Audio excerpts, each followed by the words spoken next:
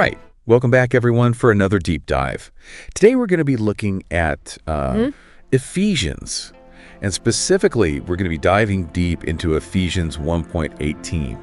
I'm really curious to hear what you have to say about this. It's all about, this idea of the eyes of the heart, which is just such a fascinating concept to me.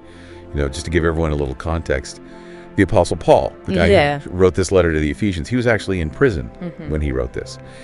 And instead of asking for his own freedom or, complaining about his circumstances, he prays for something really extraordinary for the Ephesians. He's asking God to open their spiritual sight.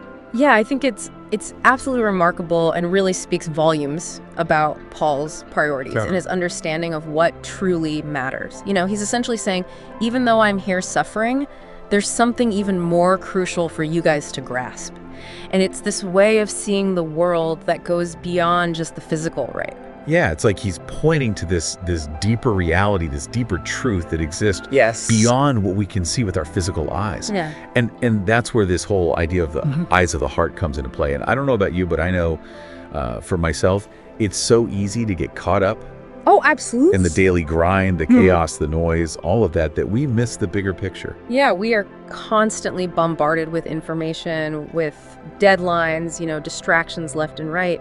It's so easy to just become fixated on what's right in front of us and lose sight of what truly matters, Yes. what has internal significance. And that's precisely what Paul's addressing here. He's urging the Ephesians, and by extension us, to cultivate a different kind of vision, to actually perceive spiritual truth and reality. It's like putting on a new set of glasses. Yeah. And he doesn't just stop there. He goes on to outline 3 very specific that he wants them to see with these eyes of the heart.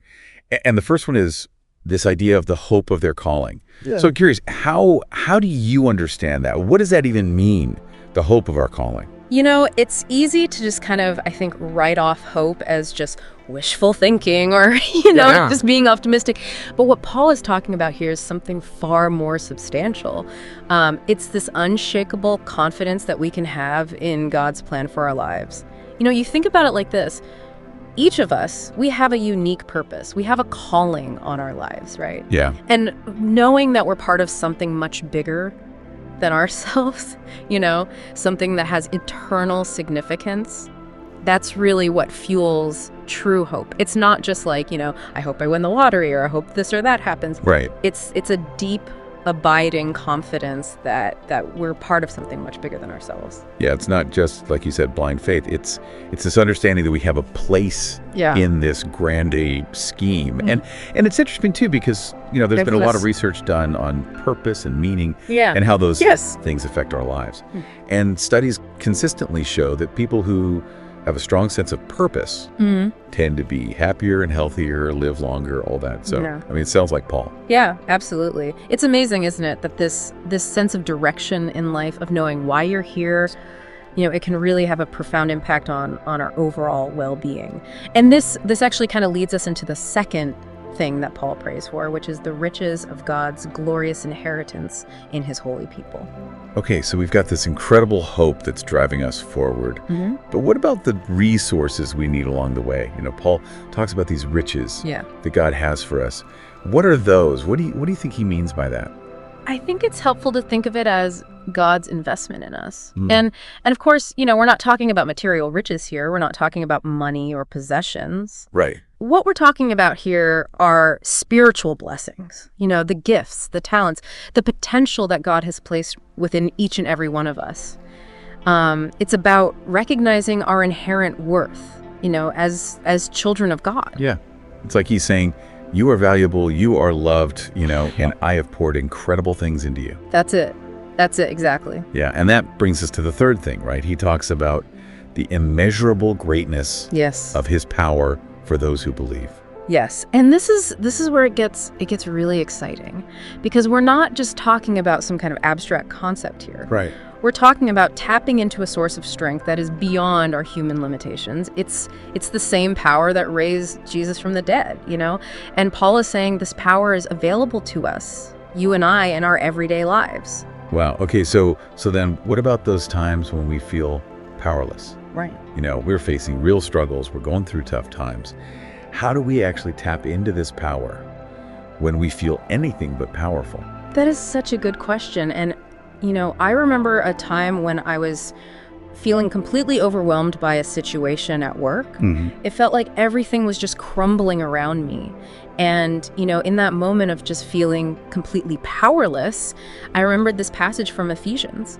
And I just realized, even in my weakness, I can access this incredible power. And it's not like, all of a sudden you become superhuman or something, but it's about recognizing that there's a source of strength that is always available to us. Yeah.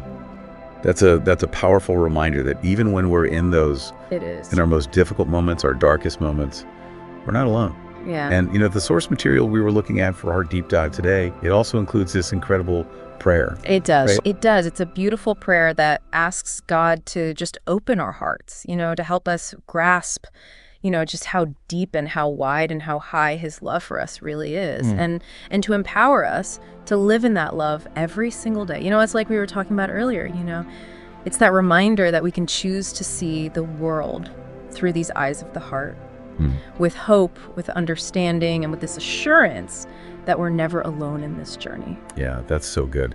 So I guess the key takeaway here is that even when life throws us curveballs, and it always does, we can choose to see the world We can. through this lens of hope and purpose. That's a really powerful shift in perspective. It is. It's about aligning ourselves with a deeper reality and allowing that to shape how we see ourselves, how we see other people, and how we see the circumstances that we're facing. Yeah, it really makes you wonder.